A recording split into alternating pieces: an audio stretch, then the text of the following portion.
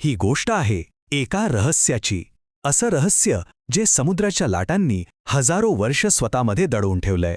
हा तो पवित्र किनारा आहे जिथे देव आणि निसर्ग यांच्यातलं अंतरच मिटून जातं. चला तर मग आपण मिळून या दिव्य प्रवासाला सुरुवात करूया. हा फक्त एक प्रश्न नाहीये, हे एक वास्तव आहे. आपल्या कल्पनेच्याही पलीकडचं एक जिवंत धडधडणारं सत्य. हो, अगदी बरोबर. एक चमत्कार. आणि हा असा तसा चमत्कार नाहीये. हा रोज घडतो, जिथे निसर्गाचे सगळे नियम बाजूला सारले जातात आणि फक्त श्रद्धा उरते. या मंदिराचं नाव आहे स्तंभेश्वर महादेव. विचार करा, इथे अथांग समुद्र स्वतः दिवसातून 2दा एका भक्तासारखा पुढे येतो. एका पवित्र विधीप्रमाणे तो त्या शिवलिंगाला पूर्णपणे आपल्या कवेत घेतो, जणू काही तो स्वतः महादेवाचा जलाभिषेक करतोय, आणि मग तितक्या शांतपणे तो मागे जातो. पण थांबा, ही फक्त एक नैसर्गिक घटना नाहीये. यामागे एक प्राचीन दिव्य युद्धाची कथा आहे.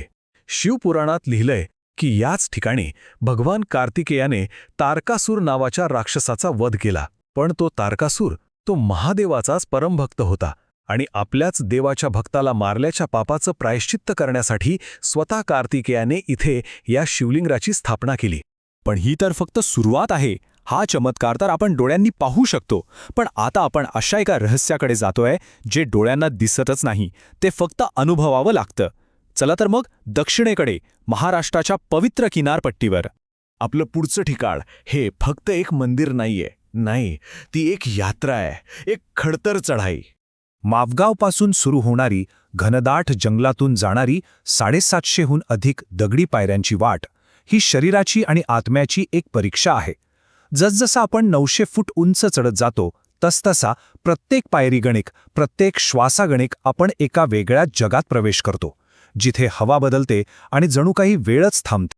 आणि या प्रवासात एक शब्द कायम लक्षात ठेवायचा: स्वयंभू.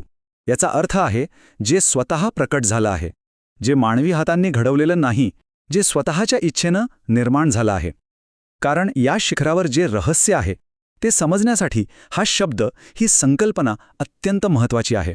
आता श्वास रोखून धरा, कारण आपण कणकेश्वरच्या हृदयात प्रवेश करतोय, जिथे पाण्याखालची रहस्य उलगडणार आहेत. 11व्या शतकात यादवराजांनी बांधलेले हे मंदिर हे स्वतःचाच एक वैश्विक नकाशा आहे. त्याची रचना पहा. 28 कोन असलेली ताराकृती, जणू काही आकाशातल्या नक्षत्रांशी संवाद साधण्यासाठीच ते जमिनीवर उतरलंय. हे फक्त दगड नाहीत, ही एक पवित्र, जिवंत भूमिती आहे. आणि या मंदिराच्या पायातच एक कथा दडली आहे, कनकासूर नावाच्या राक्षसाची. त्याने शिवाकडून वरदान मिळवलं होतं की त्याला शिवाबरोबरच इथे राहायचंय. तेव्हा भगवंतांनी त्याला पालथं घातलं आणि त्याच्या पाठीवरच यज्ञ करून त्याला मोक्ष दिला.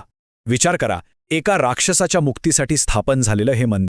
आता मंदिराच्या आत, चांदीच्या मुखवट्याच्या पलीकडे, जमिनीच्या खाली, जिथे प्रकाश पोहोचत नाही, तिथे या प्रवासाचं अंतिम रहस्य दडलेलं आहे.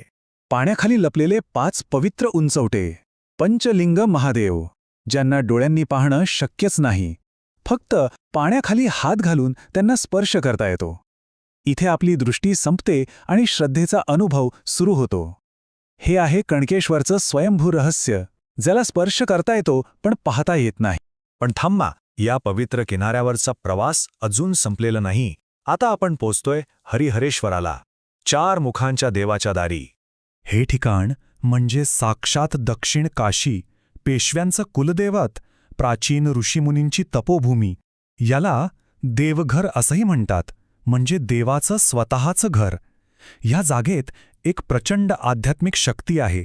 आणि इथे जे आहे ते अकल्पनीय आहे. एकच लिंग, पण त्यावर 4 दिव्य रूपं: ब्रह्मा, सृष्टीचा निर्माता; विष्णू, पालनकर्ता; महेश, संहारक; आणि पार्वती, आदिशक्ती. म्हणजे संपूर्ण ब्रह्मांड चालवणाऱ्या 4ही मूळ शक्ती एकाच पाषाणात, एकाच ठिकाणी एकवटले आहेत. हे म्हणजे दिव्यत्वाचा महासंगम आहे. तर आता या सगळ्याकडे एकदा एकत्र पाहूया. स्तंभेश्वर, कणकेश्वर, हरिहरेश्वर ही फक्त वेगवेगळी मंदिरं नाहीत. नाही, ही एका मोठ्या पवित्र नक्षत्रातले तारे आहेत. हा श्रद्धेचा तो किनारा आहे जिथे दिव्यत्वाने वास्तवाचा पडदाच फाडून टाकलाय.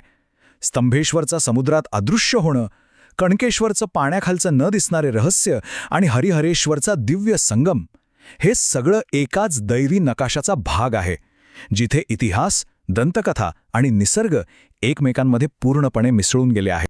पृथ्वीवर अशी दुसरी कुठली जागा असेल जिथे चमत्कार आणि निसर्ग यांच्यातली रेषा इतकी पुसट होते? आणि मग मनात प्रश्न येतो की आपण ज्याला निसर्ग म्हणतो तो खरं तर देवाचाच एक न संपणारा जिवंत चमत्कार तर नाही ना?